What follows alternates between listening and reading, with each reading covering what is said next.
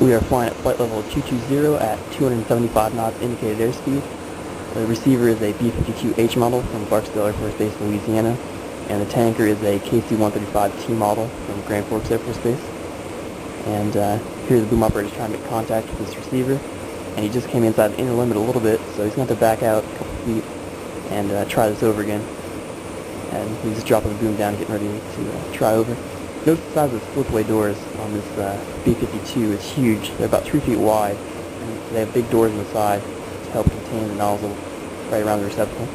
And therefore, this is generally considered one of the easiest airplanes in the Air Force to refuel, especially compared to like a fighter, like a F-16 or F-22, where the receptacle is just as big as the hole. There's no slipway whatsoever. So all that slop right there won't really cut it on a fighter. And notice how that contact was made. The colored markings on the boom have red and then yellow, green, yellow, and red again. And that indicates how far out the boom is to the receiver. And if you notice, there is about 20 feet out, 19, 20 feet. Optimal contact would be made at about 12 to 14 feet. And that's why there was an immediate disconnect on that one. Here is the same B-52 again, back in pre-contact, and now moving into the contact position.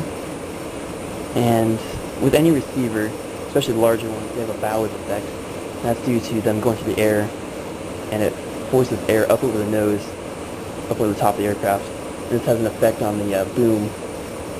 The optimal trail position of the boom is 30 degrees from the horizontal, and the bow wave will push the boom up potentially 28 degrees, 26 degrees from the horizontal. And the boom operator has to constantly apply additional downforce to the ruddervator control stick to compensate for this bow wave. And you can see the boom's rising up just a little bit there. Get a little bit of downforce on it, keep it at 30 degrees. And he'll make contact here. On larger receivers like a C-5 or a C-17 or a B-2, the bow wave effect is much more pronounced than on this, and it's so large that it will actually lift the tail of the tanker up in the air and will kind of slide around a little bit. And this can be particularly dangerous because we always fly, or normally fly, with the autopilot on, and the bow wave can exceed the authority that the autopilot has over attitude control, and can cause the autopilot to disengage, at which point the pilot has to grab the yoke and hand fly it. And this can cause a pretty dangerous situation where you're a little bit unstable with the receiver right there. So sometimes you have to initiate a breakaway maneuver, which is where the two aircraft will get as much vertical and horizontal separation as possible. And that's accomplished by the receiver pulling those throttles back and dropping the nose down and descending while the tanker pushes the throttles up. And if required, the boom operator will instruct the tanker pilot to climb, if necessary, to clear the receiver. And you can see it's pretty stable right there. Moving around just a little bit, but it's not bad. Now he's moving over to the left-hand side a little bit. Notice the inner fuel tube and outer structural tube are misaligned. A little bend in there. That's a little bit of boom operator error right there.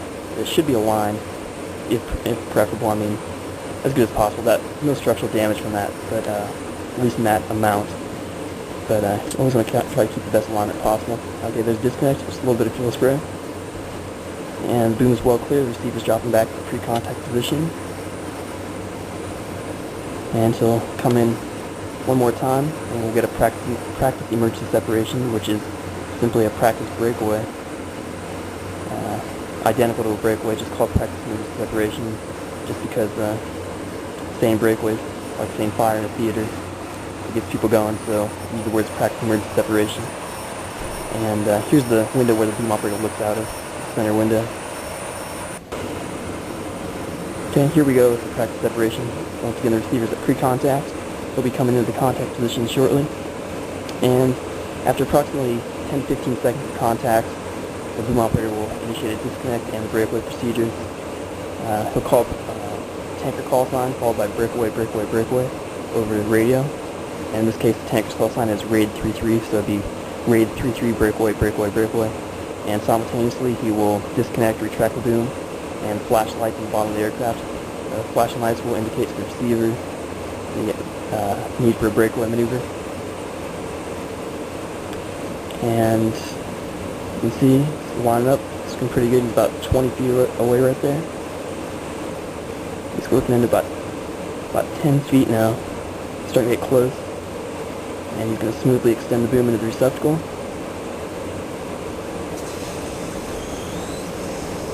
A little bit of slipway. There it is. And then he's going to perform the breakaway maneuver.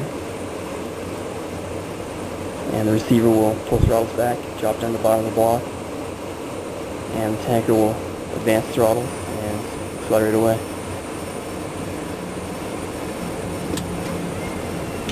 There he goes, there's the disconnect. The receiver's going to drop down. In an actual emergency, people will be a little bit more excited. This happen a little bit faster than this. But there he goes. And we have good separation. At this point, the boom operator would acknowledge the pilots that the receiver is well clear and that they can terminate their maneuvers up front. And that's how it's done.